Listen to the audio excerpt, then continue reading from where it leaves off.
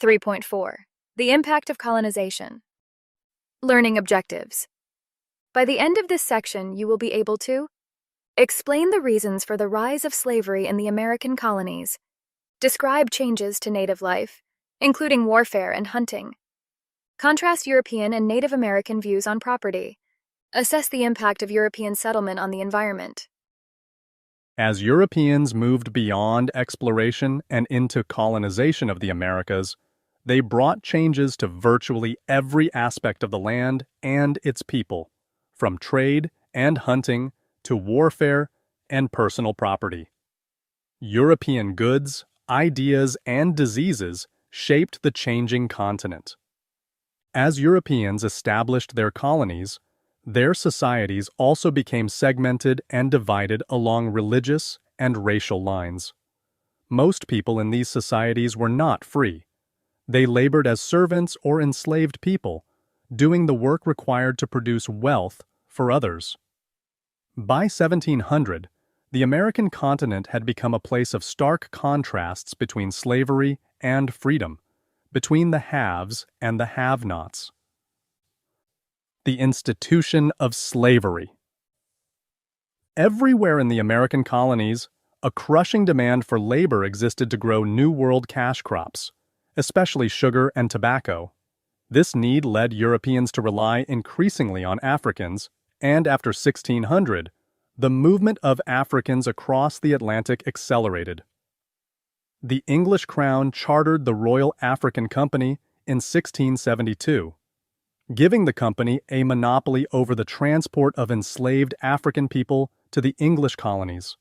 Over the next 4 decades, the company transported around 350,000 Africans from their homelands. By 1700, the tiny English sugar island of Barbados had a population of 50,000 enslaved people, and the English had encoded the institution of chattel slavery into colonial law. This new system of African slavery came slowly to the English colonists, who did not have slavery at home and preferred to use servant labor. Nevertheless, by the end of the 17th century, the English everywhere in America, and particularly in the Chesapeake Bay colonies, had come to rely on enslaved Africans. While Africans had long practiced slavery among their own people, it had not been based on race. Africans enslaved other Africans as war captives, for crimes and to settle debts. They generally used enslaved people for domestic and small-scale agricultural work, not for growing cash crops on large plantations. Additionally, African slavery was often a temporary condition rather than a lifelong sentence, and, unlike New World slavery, it was typically not heritable, passed from an enslaved mother to her children. The growing slave trade with Europeans had a profound impact on the people of West Africa, giving prominence to local chieftains and merchants who traded enslaved people for European textiles, alcohol, guns, tobacco, and food. Africans also charged Europeans for the right to trade in enslaved people and imposed taxes on enslaved people purchases. Different African groups and kingdoms even staged large-scale raids on each other to meet the demand for enslaved people. Once sold to traders, all captured people sent to America endured the hellish Middle Passage, the transatlantic crossing, which took 1 to 2 months. By 1625, more than 325,800 Africans had been shipped to the New World, though many thousands perished during the voyage. An astonishing number, some 4 million, were transported to the Caribbean between 1501 and 1830. When they reached their destination in America, Africans found themselves trapped in shockingly brutal slave societies. In the Chesapeake colonies, they faced a lifetime of harvesting and processing tobacco. Everywhere, Africans resisted slavery, and running away was common. In Jamaica and elsewhere, escaped enslaved people created maroon communities, groups that resisted recapture and eked out a living from the land, rebuilding their communities as best they could. When possible, they adhered to traditional ways, following spiritual leaders such as Vaudin priests. changes to native life. While the Americas remained firmly under the control of native peoples in the first decades of European settlement, conflict increased as colonization spread, and Europeans placed greater demands upon the native populations, including expecting them to convert to Christianity, either Catholicism or Protestantism. Throughout the 17th century, the still powerful native peoples and confederacies that retained control of the land waged war against the invading Europeans, achieving a degree of success in their effort to drive the newcomers from the continent. At the same time, European goods had begun to change native life radically. In the 1500s, some of the earliest objects Europeans introduced to Native Americans were glass beads, copper kettles, and metal utensils. Native people often adapted these items for their own use. For example, some cut up copper kettles and refashioned the metal for other uses, including jewelry that conferred status on the wearer, who was seen as connected to the new European source of raw materials. As European settlements grew throughout the 1600s, European goods flooded native communities. Soon, native people were using these items for the same purposes as the Europeans. For example, many native inhabitants abandoned their animal skin clothing in favor of European textiles. Similarly, clay cookware gave way to metal cooking implements, and Native Americans found that European flint and steel made starting fires much easier. The abundance of European goods gave rise to new artistic objects.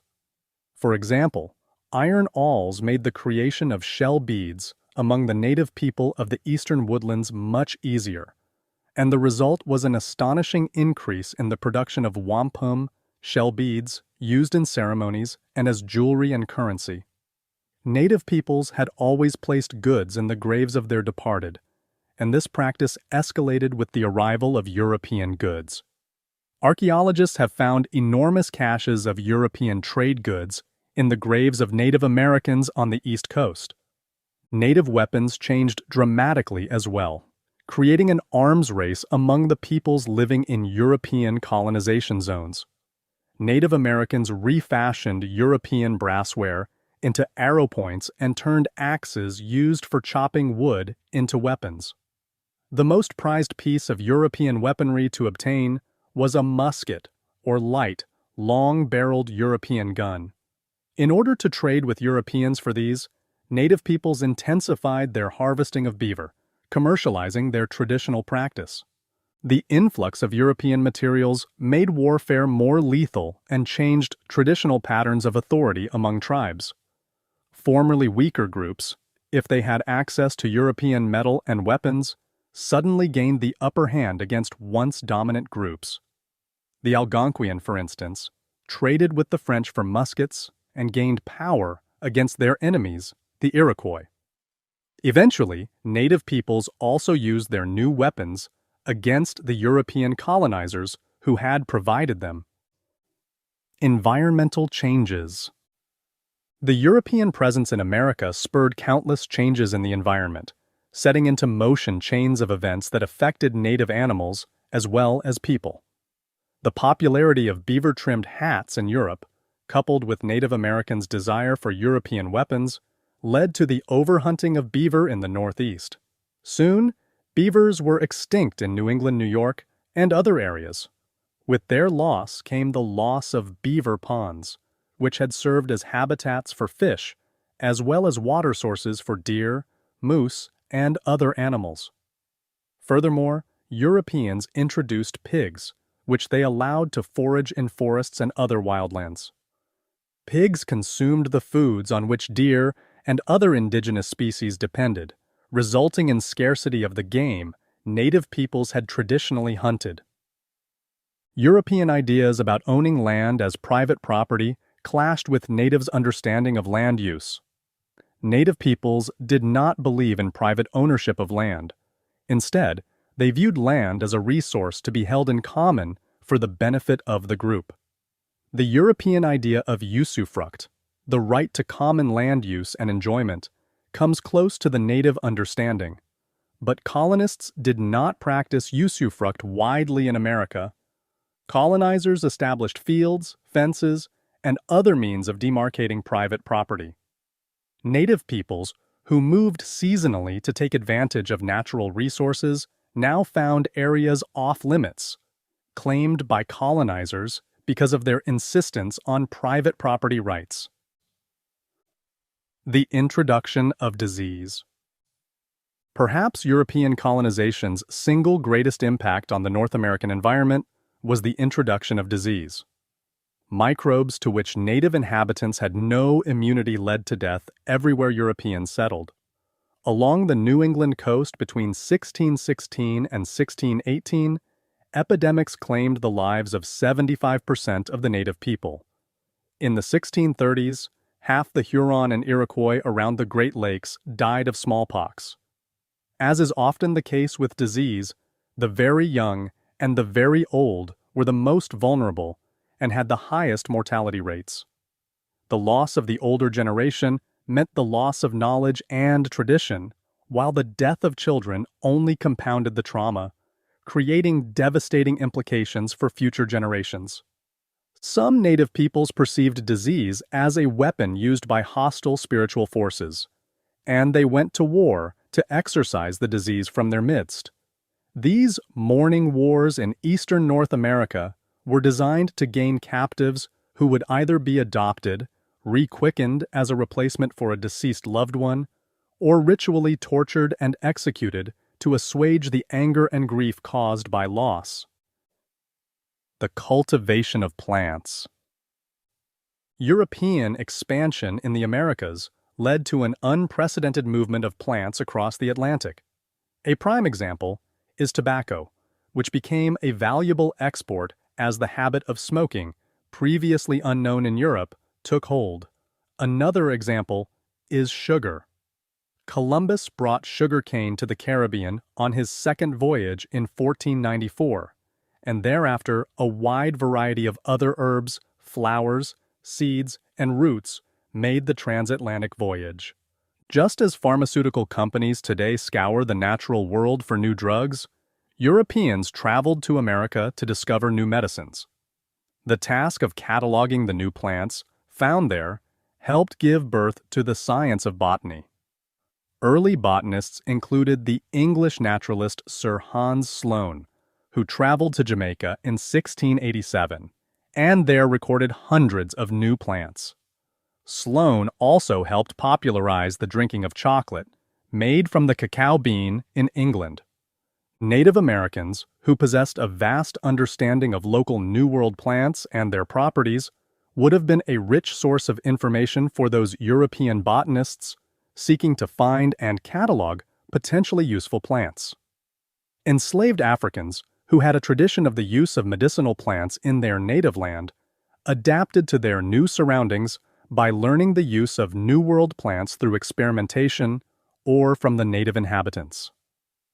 Native peoples and Africans employed their knowledge effectively within their own communities. One notable example was the use of the peacock flower to induce abortions. Native American and enslaved African women living in oppressive colonial regimes are said to have used this herb to prevent the birth of children into slavery. Europeans distrusted medical knowledge that came from African or native sources, however, and thus lost the benefit of this source of information.